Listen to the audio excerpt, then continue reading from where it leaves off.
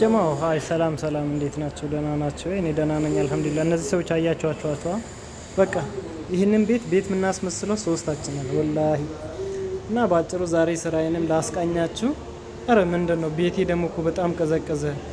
አረ ወላሂ ይደብራል። ቤቴንም ፎሎ አድርጉኝም ፎሎ አስደረሩኝም።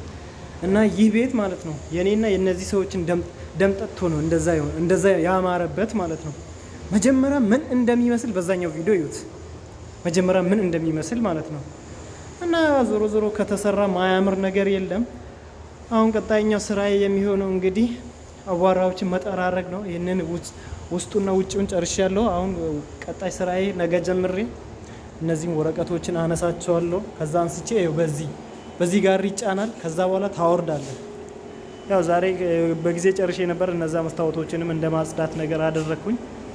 ያው በቀጣይ እነዚህንም እየጠራረኩኝ እነዚህን ከፍቼ እየወለወልኩኝ በቃ ዞሮ እነዚህ የኔ ደም መጣጭ ናቸው። አፈር የበሉ አፈር የጠጡ ደግሞ እንዲህ ትንሽ ቤት መሰላችሁ? እንዲህ ባለ የሀገር እኮ ነው የሀገር።